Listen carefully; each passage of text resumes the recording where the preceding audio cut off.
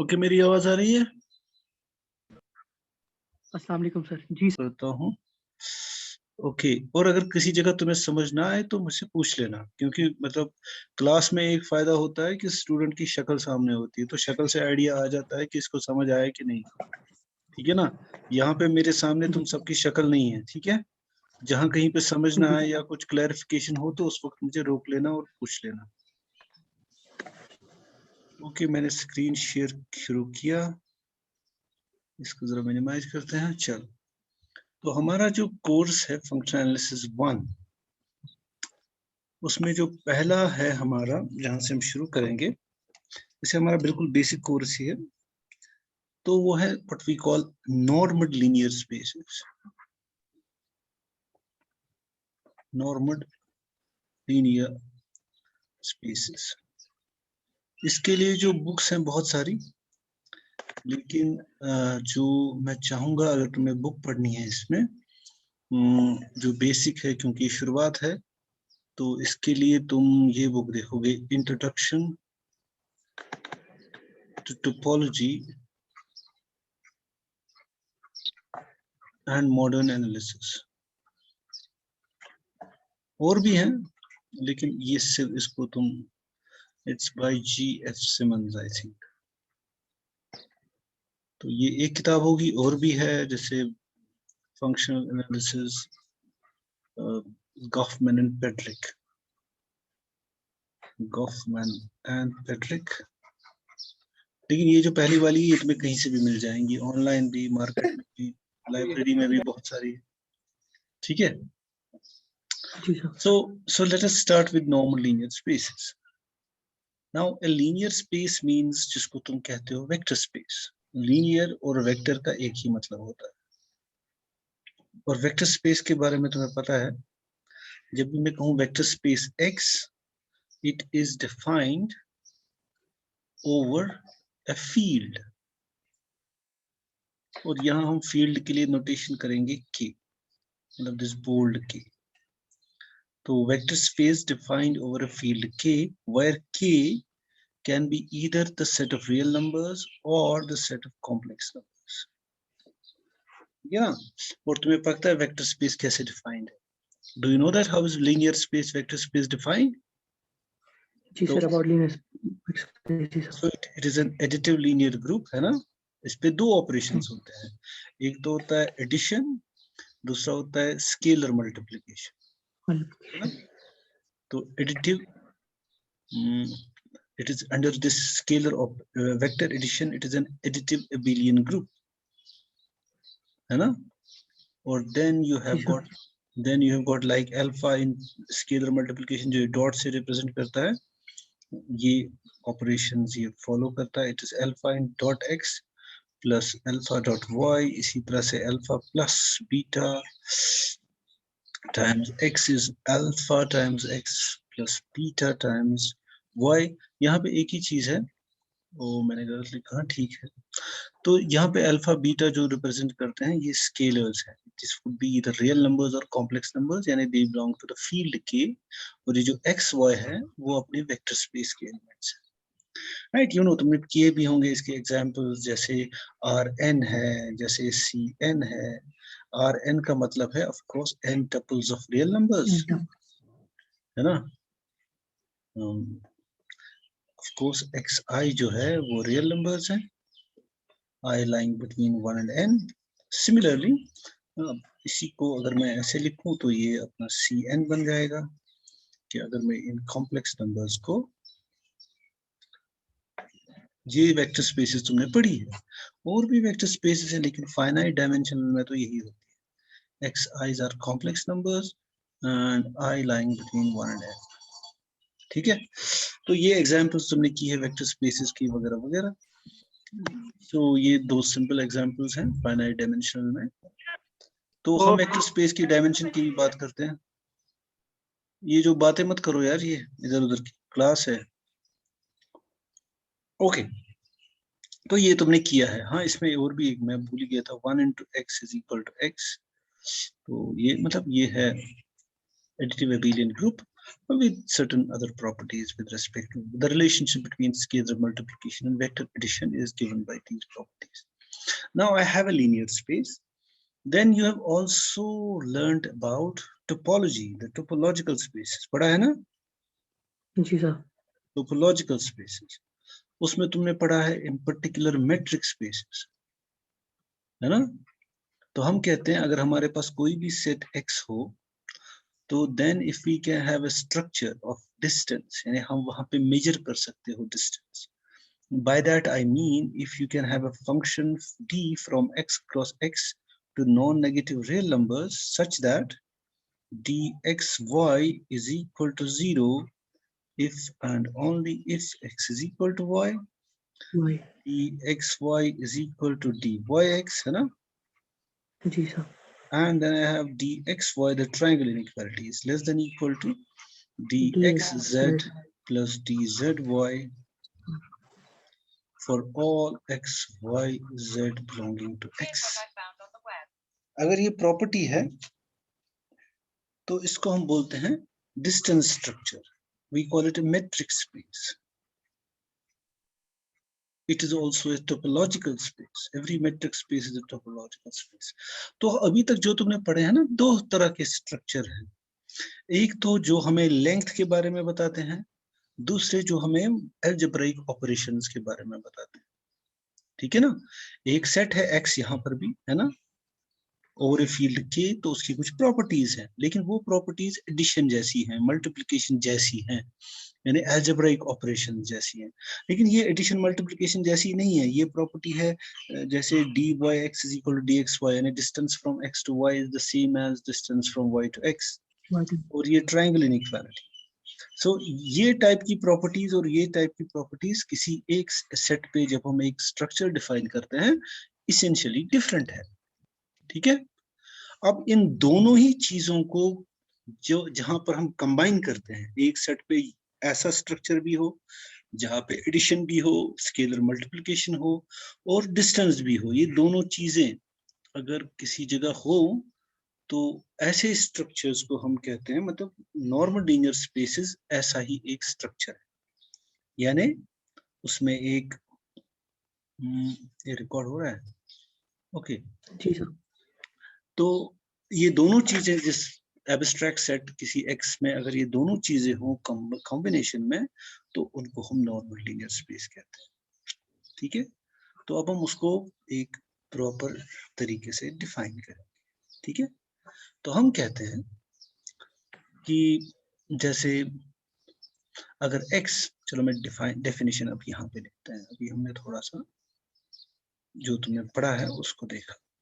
अब normal linear space क्या होती है? It's a vector space, a linear space. ठीक है? अ linear space x over a field k where k is usually the set of real numbers or the set of complex numbers. ठीक है ना? नहीं, ऐसे लिखते हैं. चलो यहाँ काट देते हैं, इसको लिखते हैं let x be a linear space. ठीक है ना? इसको थोड़ा तुम, वैसे मैं नोट्स भी तुम्हें भेज ही दूंगा. Let x be a linear space over a field k. So we define, इसके बाद लीनियर स्पेस होने के बावजूद अब अगर हम इस पे ऐसा कोई चीज डिफाइन कर सकें जिसका नाम हम नॉर्म लिखते हैं, इसको ऐसे डबल बार से रिप्रेजेंट करते हैं.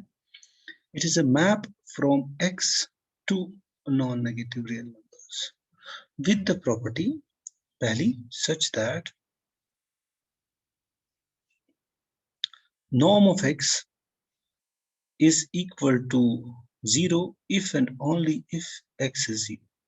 सिर्फ जीरो वेक्टर का नॉर्म 0 हो. पहली बात.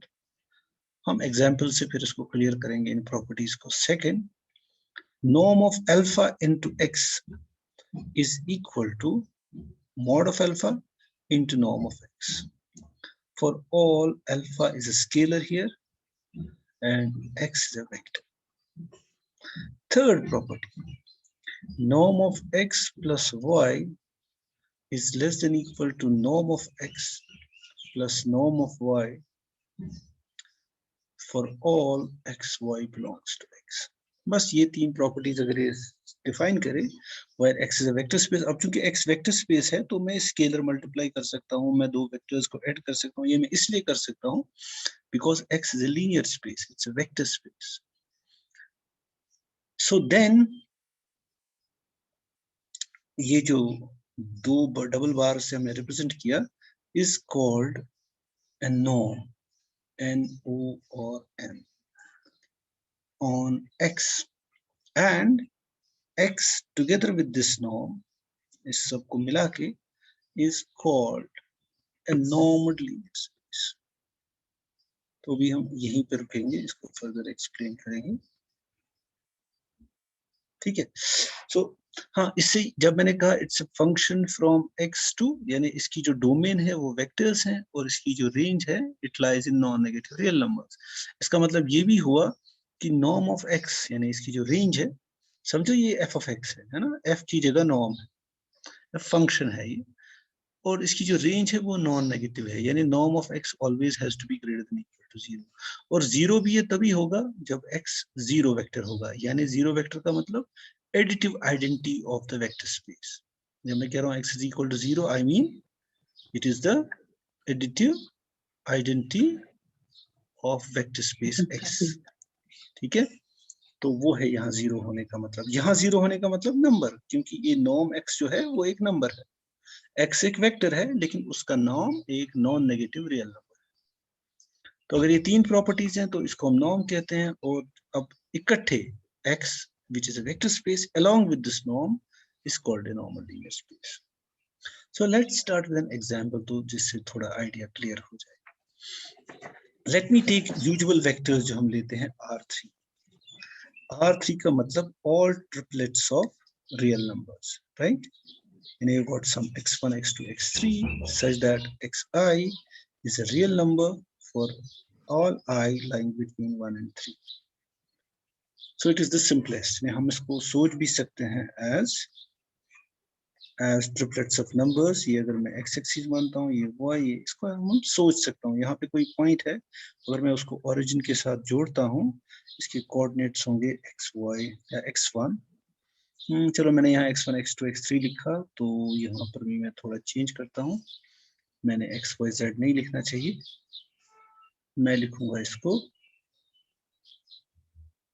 x1 एक्सिस, x2 एक्सिस, ये नाम है, you don't have to worry, क्योंकि मैंने यहाँ x1, x2 से किया, वो बेटर है एक्चुअली। x, y, z भी इसका नाम रख सकते हैं, कोई इशू नहीं। So it's ultimately it's just a triplet of real numbers. Then we know that R3 जो है it's a vector space, पता है ना? जी सर। और इसमें जो वेक्टर स्पेस ऑपरेशंस हैं, जैसे अगर मैं दो वेक्टर्स लेता हूँ x1, x2, x3, और फिर इसका जो एडिशन है वो होगा पॉइंट वाइज, यानी अगर दूसरा है y1, y2, y3, इसका जो सम होगा वो होगा ये वाला vector x1 plus y1 comma x2 plus y2 comma x3 plus y3, है ना? जी सर। इसी तरह से अगर मैं लूंगा अल्फा जो स्केलर मल्टीप्लिकेशन है into x1, x2, x3, it would be just pointwise alpha into x1 comma alpha into x2 comma alpha into x3, right? So under these two operations ये है वेक्टर स्पेस और linear space. Linear और vector same है।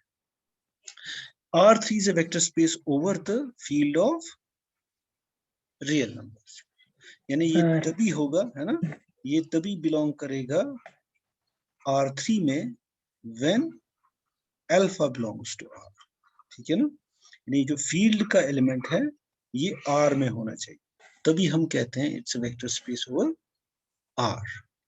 तो सो फार मुझे जो मिला, मुझे मिला R3, ये जो हमने किया है is a vector space over R, और इसका नाम मैं थोड़ी देर के लिए x रखता हूँ, ठीक है ना?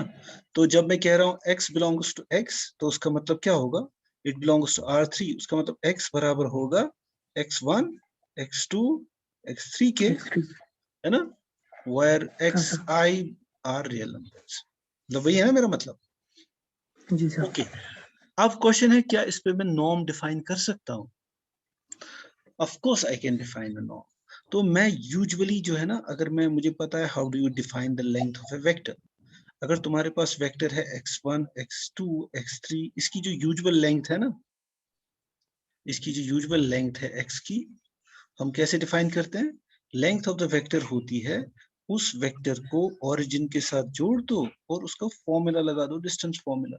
यानी अगर ये है x1 x2 x3, तो यहाँ पे है ओरिजिन 0 0 0, तो अगर मैं डिस्टेंस फॉर्मूला लगाता हूं तो क्या मुझे मिलेगा? You will get x1 minus 0 का स्क्वायर प्लस इसकी जो ना लेंथ है x2 minus 0 का स्क्वायर x2 माइनस 0 का स्क्वायर प्लस x3 माइनस 0 का स्क्वायर। और अगर मैं इसको ठीक से लिखूं तो ये बन जाएगा summation xi square whole raised to power 1/2 i running from 1 to 3। इसी को मैंने लिखा थोड़े डिफरेंट लैंग्वेज में, है ना? ठीक, जी सर। क्योंकि इसका मतलब होगा x1 square x2 square plus x3 square, फिर ऊपर सबके है स्क्वायर रूट, राइट? तो अगर मैं इसको डिफाइन करूं नॉर्म ऑफ x, ऐसे में डिफाइन करता हूं summation xi square i runs from 1 to 3 whole raised to power 1/2। ये यूजुअल जिस तरह से हम लेंथ लेते हैं ना वेक्टर की, मैंने वही फॉर्मूला लिया। The question is does this define a norm? क्या ये नॉर्म की सारी प्रॉपर्टीज सेटिस्फाई करता है? पहली बात यह है, जब मैं स्क्वायर रूट निकालता हूं ना, तो वो पॉजिटिव भी हो सकता है। हर नंबर के दो स्क्वायर रूट्स होते हैं, एक पॉजिटिव एक नेगेटिव, है ना? तो जब मैंने यहाँ पे साइन नहीं लगाई तो मतलब बाय डेफिनेशन मैंने यहाँ पे पॉजिटिव लिया है, तो ये पॉजिटिव स्क्वायर रूट है ना, मैं बताना चाहूंगा। द क्वेश्चन इज, पहली प्रॉपर्टी तो आती है कि this is greater than equal to 0, क्योंकि यहाँ प्लस है, इसका पॉजिटिव स्क्वायर रूट, है ना? दूसरी प्रॉपर्टी क्या होनी चाहिए? अल्फा एक्स का नॉर्म किसके बराबर होगा, है ना? तो अल्फा एक्स खुद वेक्टर जो होगा वो होगा alpha into x1 x2 x3। वो किसके बराबर होगा? That would be the norm of alpha x1 comma alpha x2 alpha x3। ठीक है ना? अब इसके कंपोनेंट्स क्या हैं? Alpha x1 alpha x2 and alpha x3। अगर मैं फॉर्मूला लगा दूं नॉर्म का, x जो था it was actually norm of x1 x2 x3। तो जो मेरा नॉर्म का फॉर्मूला यहाँ पर है वो क्या है? वो है पहले कंपोनेंट का स्क्वायर लो, दूसरे कंपोनेंट का स्क्वायर लो, तीसरे कंपोनेंट का स्क्वायर लो, उनको ऐड करो, फिर उस जो ऐड करने के बाद मिले उसका स्क्वायर रूट निकालो। लेकिन यहाँ पे कंपोनेंट्स है x1 x2 x3 नहीं है, अल्फा x के कंपोनेंट्स है alpha x1 alpha x2 alpha x3। So by formula इसका नॉर्म होना चाहिए summation alpha xi whole square i runs from 1 to 3 whole square, है ना? सो अगर मैं इसको एक्सपेंड करूं, this is basically alpha into x1 का square plus alpha into x2 का square plus alpha into x3 का स्क्वायर स्क्वायर रूट। सो इसको मैं लिख सकता हूं, क्योंकि अल्फा कॉमन है तीनों में, तो ये लिख सकता हूं मैं alpha square into x1 square plus x2 square plus x3 square. अब क्योंकि अल्फा कॉमन है, स्क्वायर रूट से ये बाहर आ जाएगा, है ना? तो एक्चुअली मॉड ऑफ अल्फा बाहर आएगा। So this would B x1 square plus x2 square plus x3 square, which is nothing but mod of alpha into norm of x. Norm of x, yes sir. Norm of alpha ऐसे define है, यानी of course इसने दूसरी property भी satisfy की। ये जो ये वाली प्रॉपर्टी है ना, norm of alpha x is equal to modulus of alpha into norm of x, ठीक है? अब है, अब ये प्रॉपर्टी, अब ये तो पहली मैंने चेक ही नहीं की, चलो पहली भी चेक करते हैं। तो दूसरी प्रॉपर्टी है कि अगर x 0 है तो नॉर्म ऑफ x भी 0 होना चाहिए। यहां पर x 0 होने का मतलब क्या है? x है एक्चुअली, हाँ, इसका मतलब ये है, तो इसका मतलब ये है 0 0 0, और नॉर्म ऑफ x फिर क्या मिलेगा मुझे? वो बनेगा 0 square plus 0 square plus 0 square whole raise power, तो ये 0 होगा। यानी अगर x 0 है तो उसका नॉर्म 0 है। अब दूसरा कन्वर्स भी ट्रू है, अगर नॉर्म x 0 है उसका मतलब समेशन xi स्क्वायर 0 है ना? I runs हाँ, from 1 to 3 यानी x1 square plus x2 square plus x3 square 0 है। अब अगर ये sum of positive numbers non negative, क्योंकि x स्क्वायर्स हमेशा नॉन नेगेटिव होते हैं और नॉन नेगेटिव नंबर्स का सम तभी 0 हो सकता है जब वो सारे के सारे 0 0 हो, यानी you should have x1 x2 x3 ये तीनों 0 होने चाहिए, which is the same thing as x is equal to 0, यानी by that I mean additive identity, triplet of. तो पहली प्रॉपर्टी हो गई, दूसरी प्रॉपर्टी हो गई, तीसरी प्रॉपर्टी है ट्रायंगल इनइक्वालिटी। ट्रायंगल इनइक्वालिटी के लिए मुझे चाहिए कि ये प्रॉपर्टी क्या ट्रू है जो मैंने नॉर्म डिफाइन किया था, ठीक है। उसके लिए मैं क्या लूंगा, मैं लूंगा x को suppose x1 x2 x3 right, और y को लूंगा y1 y2 y3, they are all real numbers। अब मैं लूंगा what is x plus y, x plus y is, it is x1 plus y1 x2 plus y2 comma x3 plus y3, और इसका जो norm होगा, norm of x plus y formula के हिसाब से this should be x1 plus y1 का square plus x2 plus y2 का square plus x3 plus y3 का square whole raise to power 1/2 या स्क्वायर रूट, ठीक है। तो मुझे ओके, अब इसके लिए हम यूज करेंगे, अगर तुम्हें याद होगा, देयर इज समथिंग कॉल्ड, तुमने पढ़ी है मिनकॉस की इनइक्वालिटी? जी सर, वो पढ़ी हमने 4th में। बिल्कुल, मिनकॉस की इनइक्वालिटी क्या कहती है, वो कहती है समेशन, अगर तुम्हारे पास हो modulus of xi plus yi whole raise power p, this is less than equal to summation modulus of xi whole raised power p, sorry मैंने गलत लिखा, ऊपर आएगा रेज पावर 1/p। चलो I runs from 1 to n, I runs from 1 to n whole raised power 1/p plus summation yi whole raised power p I runs from 1 to n whole raised power 1/p। This is called Minkowski inequality। हाँ, यहाँ पे condition है p has to be greater than equal to 1, ठीक है, p has to be greater than equal to 1। तो अब इस मिनकॉस्की inequality को अगर मैं p लेता हूं 2 के बराबर, p पे क्या कंडीशन है, it should be greater than equal to, तो 2 ले सकता हूं क्योंकि 2 is greater than equal to 1, है ना। तो Minkowski inequality for p equal to 2 हो जाएगा I runs from 1 to n xi plus yi whole square, ठीक है, 1/2 1/2 is less than equal to summation xi square whole raised power 1/2 plus summation yi square whole raised power 1/2। और हमें पता है अगर square है तो वो in any case non negative होगा, यानी x square is same as mod of x square, ठीक है ना। तो इसको मैं मॉड मान सकता हूँ, यानी this is actually summation I runs from 1 to 3 mod of xi plus yi whole square whole raised power 1/2। अब इस पे अप्लाई करेंगे Minkowski inequality, so it is less than equal to summation modulus of xi square whole raised power 1/2 plus summation, है ना। हाँ sir, so which is the same thing as norm of x plus norm of y, plus norm of y, है ना। हाँ sir. तो अभी तक हमने क्या देखा, हमने एक एग्जांपल ली, हालांकि सिंपल एग्जांपल थी, हमने इसको लंबा चौड़ा किया। Is a linear space, we know that, ठीक है, इज अ वेक्टर स्पेस। और इस पे हमने जब नॉर्म डिफाइन किया ऐसे, जो हमें लगा नेचुरल नॉर्म, यानी जिस तरह से हम लेंथ को डिफाइन करते आए हैं, क्योंकि मॉड लगा लो ना लगा लो एक ही बात है, क्योंकि स्क्वायर है ना। I runs from 1 to 3 whole raised power 1/2। तो जब मैंने ऐसे इस पे नॉर्म डिफाइन किया, then R3 along with this norm जो यहाँ पे डिफाइन हुआ है is a normal linear space, ठीक है। अब इससे भी सिंपल हो सकता है, सपोज मैं अब सेट ऑफ रियल नंबर्स लूं, तो रियल नंबर्स भी एक वेक्टर स्पेस है, every field is a vector space over itself, जी सर, R फॉर मॉड वो भी है ना। होगा। तो इस पे अगर हम डिफाइन करें norm of x is equal to modulus of x, तो ऑफ कोर्स ये मॉड हमेशा ग्रेटर देन इक्वल टू 0 होता है, बाकी ट्रायंगल इक्वलिटी ये तुम खुद चेक कर सकते हो। अगर मैं इस तरह से r लूं along with this norm जो हमने यहाँ डिफाइन किया, it is also a normal linear space,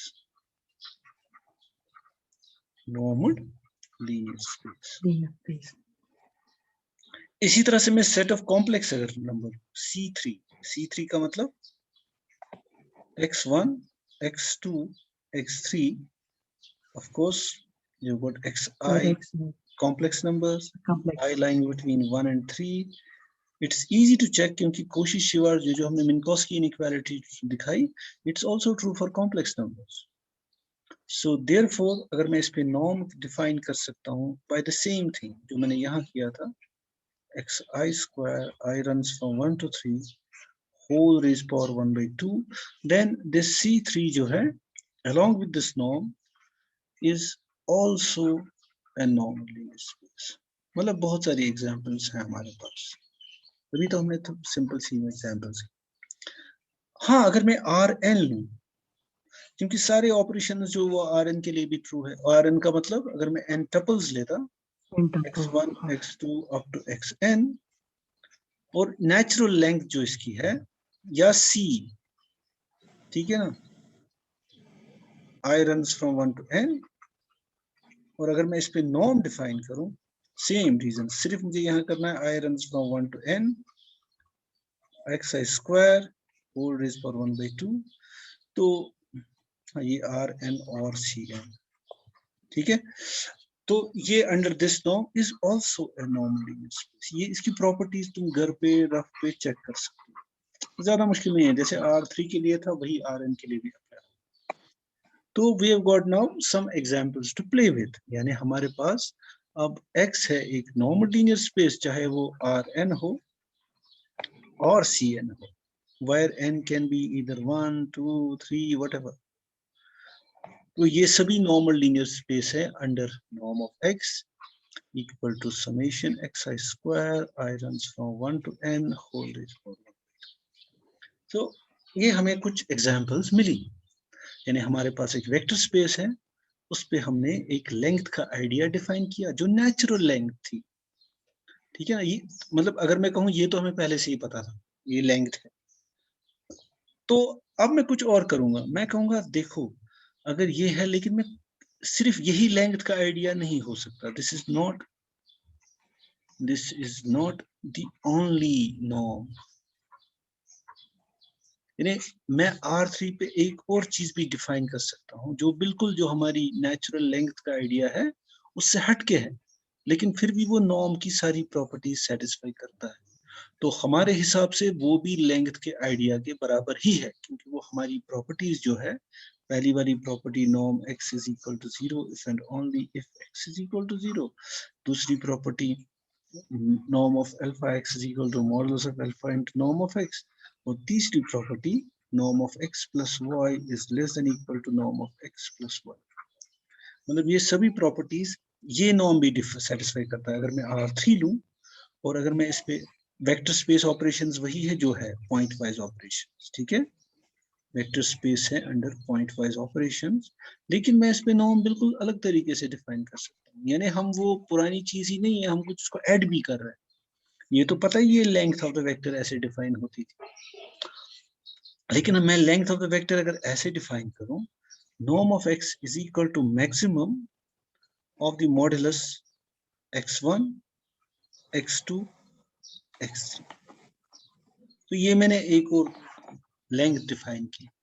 ये वो लेंथ नहीं है जो हमें यूजुअली लेंथ मिलती है, लेकिन जब मैं इसको ऐसे डिफाइन करता हूँ ना इस स्टार इक्वेशन से, तो भी ये सारी प्रॉपर्टीज को सेटिस्फाई करता है, ठीक है ना। वो मैं आराम से देख सकता हूँ। पहली बात तो ये है कि norm of x is greater than equal to 0, क्योंकि x1 भी ग्रेटर देन इक्वल टू 0 है, मॉडुलस ऑफ x2 भी ग्रेटर देन इक्वल टू 0 है, मॉडुलस ऑफ x3 भी ग्रेटर देन इक्वल टू 0 है, और इनमें जो सबसे बड़ा है वो भी ग्रेटर देन इक्वल टू 0, ठीक है ना। और तुम्हें याद रखना है, जैसे अभी मैंने कहा, अगर मैं पहला वाला फॉर्मूला लूं norm of x equal to 0, suppose नहीं जो ना हमने अभी किया था एक्स स्क्वायर जो ना यूजुअल है, अगर तुम्हें मैं कहूंगा what is the length of the vector 1 2 1 1 2 3 है ना, चलो मैं ऐसे लिखता हूँ, what is the length of the vector 1 minus 2 3, इसकी लेंथ क्या होगी, इस हिसाब से होगी 1 स्क्वायर माइनस 2 का स्क्वायर प्लस 3 स्क्वायर, वो किसके बराबर, होल स्क्वायर रूट, वो होगा 1 प्लस 4 प्लस 9, वो कितना, 14 है ना, हाँ स्क्वायर रूट ऑफ 15 है ना, क्योंकि 9 और 1 10 हो गए है ना। अगर मैं तुम्हें कहूँ ये जो मैंने दूसरा, इसका नॉर्म इसके बराबर है, लेकिन अगर मैं ये दूसरा फॉर्मूला जो मेरा है ना, इसके हिसाब से इसका नॉर्म किसके बराबर होगा, मुझे देखना है maximum of modulus of 1 modulus of -2 modulus of 3, यानी मुझे देखना है, हाँ 3 है। ऑफ कोर्स ये लेंथ डिफरेंट आएगी है ना, एक से हमें फॉर्मूला से मिली √15, दूसरा कह रहा नहीं इसकी लेंथ 3 है, तो क्या मैं मान सकता हूँ इसकी लेंथ 3 है, मैं कहूंगा हाँ मैं तो मानूंगा, लेकिन अगर ये फॉर्मूला नॉर्म की सारी प्रॉपर्टीज जो मैंने कही है वो सेटिस्फाई करेगा, तो मैं मान सकता हूं कि ये भी लेंथ हो सकती है, लेकिन provided it satisfies all the properties of the norm, तो वही हम चेक करेंगे। पहली प्रॉपर्टी तो ठीक है, हम इसको टिक करते हैं, पहली प्रॉपर्टी को, ये नॉन नेगेटिव है। दूसरा, अगर नॉर्म ऑफ एक्स 0 है तो उसका मतलब मैक्सिमम इनमें से 0 है, जो सबसे बड़ा है modulus of x1 x2 modulus of x3 वो 0 है, लेकिन इसमें कोई नेगेटिव नहीं हो सकता, तो उसका मतलब होगा, यानी उसका मतलब चूंकि ये नेगेटिव तो हो नहीं सकते, क्योंकि जो उससे छोटे होंगे वो भी 0 ही होंगे, क्योंकि नेगेटिव तो हो नहीं सकते है ना, तो उससे मिलेगा x1 x2 x3 is equal to 0, which would mean that x is equal to 0। हाँ अगर x 0 हुआ तो उसका मतलब x1 is equal to x2 is equal to x3 is equal to 0, तो उसका मतलब जो मैक्सिमम इनका है modulus of x1 modulus of x2 modulus of x3 वो भी 0 होगा, यानी जो कि बराबर है नॉर्म ऑफ x के, यानी अगर नॉर्म x 0 है तो x 0 है, x 0 है तो दूसरी प्रॉपर्टी भी ठीक है ना, है कि नहीं जी सर, पहली प्रॉपर्टी दूसरी प्रॉपर्टी, अभी तक तो हमें पॉजिटिव ही मिल रहा है। अब तीसरी और चौथी वो है norm of alpha x is equal to modulus of alpha into norm of x, ठीक है ना, ये देखना है ना। तो पहले मुझे देखना है व्हाट इज ये है alpha x1 alpha x2 alpha x3, और इसका जो नॉर्म होगा वो होगा maximum of mod of alpha x1 alpha x2 alpha x3 है ना। अब हम एक प्रॉपर्टी यूज करेंगे, वो ये है कि modulus of x into y is always equal to modulus of x into modulus of y, होता है ना, मॉड की ये प्रॉपर्टी है ना। हाँ सर, हाँ सर, हाँ सर, हाँ सर, तो मैं इसको लिख सकता हूँ फिर maximum of mod of alpha into mod of x1 mod of alpha into mod of x2 into mod of alpha into mod of x3, लेकिन ये सेम होगा mod of alpha into maximum of mod of x1 mod of x2 mod of x3, जी तो sir, क्या ये सच है? हाँ sir, of course ये सच है। अगर तुम लोगे कोई सेट ऑफ पॉजिटिव नंबर्स, ये है ना सेट ऑफ पॉजिटिव नंबर्स 2 3 4 है ना, इसका मैक्सिमम क्या है 4 है ना। हाँ सर, अब तुम इनको किसी पॉजिटिव नंबर से थ्रू आउट मल्टीप्लाई करो, सपोज 7, तो अगर मैं लूंगा अब 7 इंटू 2 है ना, 3 इंटू 7 7 इंटू 3 7 इंटू 4, इनमें सबसे बड़ा कौन होगा? 7 into 4, जी 7 सर, इंटू 4, तो यहाँ जो सबसे बड़ा होगा वही इसका भी सबसे बड़ा होगा, यानी maximum of this thing is actually equal to 7 into maximum of 2 3 4, बिल्कुल है ना। तो वही मैंने यहाँ हाँ इसको सर, बाहर निकाला, दैट्स ऑब्वियस, लेकिन ये बाय डेफिनेशन है norm of X, so it is modulus of alpha into norm of X. ओ हमारी एक और प्रॉपर्टी सही आ गई है ना, so you have हाँ norm sir, of alpha x is equal to modulus of alpha into norm of x। Norm अब ऑफ है एक्स, अब है ट्रायंगल इनइक्वालिटी है ना। अब हाँ ट्रायंगल इनइक्वालिटी के मुझे लेंगे दो वेक्टर्स, एक है x equal to x1 x2 x3, दूसरा वेक्टर में लेता हूँ y equal to y1, y2, y3। अब इनका जो सम होगा norm of x plus y बराबर होगा norm of x1 plus y1, x2 plus y2, comma x3 plus y3। और मेरा जो नॉर्म का फॉर्मूला मैंने अब लिया है वो बराबर होगा maximum of mod of x1 plus y1, है ना, mod of x2 plus y2, mod of x3 plus y3, है ना। अब ये है, लेकिन मुझे पता है कि मॉडुलस में एक प्रॉपर्टी होती है, वो है ट्रायंगल इनइक्वालिटी, यानी mod of x1 plus y1 is less than equal to mod of x1 plus mod of y1, है ना। ठीक है, अब मैं क्या करूंगा, मैं इसको लिख सकता हूं, this is less than equal to maximum of mod of x1 plus y1, mod of x2 plus mod of y2 plus mod of x3 plus, मेरे कहने का मतलब है क्योंकि ये इससे छोटा है, ये इससे छोटा है, ये इससे छोटा है, इसका जो सबसे बड़ा होगा वो इसके सबसे बड़े से छोटा हो, क्योंकि हर कोई इसका इससे छोटा है। यानी तुम्हारे मतलब है मेरा एक क्लासरूम है, उसमें सबकी हाइट मान लो एक की 2 किलोमीटर 2 है, दूसरे की, है ना। दूसरा क्लासरूम है, वहां हर एक स्टूडेंट की हाइट, वो जो मान लो क्लास ए है और क्लास बी है, इसमें जो स्टूडेंट्स हैं उन सब की हाइट मतलब इंडिविजुअली हर एक स्टूडेंट से छोटी है, जो ना बी का है। तो मैं कहूंगा ए का जो सबसे लंबा लड़का होगा वो बी के सबसे लंबे लड़के से छोटा होगा या स्टूडेंट्स, क्योंकि हर एक इससे छोटा है, तो जो इसका सबसे बड़ा होगा वो इसके सबसे बड़े से छोटा ही होगा, क्योंकि इसका हर कोई मेंबर इसके हर किसी मेंबर से छोटा है, राइट। अब नेक्स्ट ये है, this would be equal to, this would be equal to, हाँ बोलो, this would be, just a minute मैं यहाँ पे चेक करता हूँ, this would be less than equal to maximum of mod of x1 comma mod of x2 comma mod of x3 plus maximum of x1 y1 y2 y3। ये वही, अगर तुम students की एग्जांपल लोगे बिल्कुल वैसा ही है। मैं कह रहा हूं कि अगर मैं इसमें सबसे बड़ा लूं, इसमें सबसे बड़ा लूं और उनको ऐड करूं, उनकी हाइट्स, वो इस सेट से बड़ा ही होगा, क्योंकि यहाँ पर मैं सिर्फ मतलब इंडिविजुअली इनको ऐड कर रहा हूँ। यहाँ मैं इसका मतलब एग्जांपल्स एक दो अगर तुम लोगे तो तुम क्लियर हो जाओगे। This is true, which is nothing but norm of x plus norm of y। यानी ट्रायंगल इनइक्वालिटी की जो प्रॉपर्टी है ना, तीसरी प्रॉपर्टी, ये भी हमें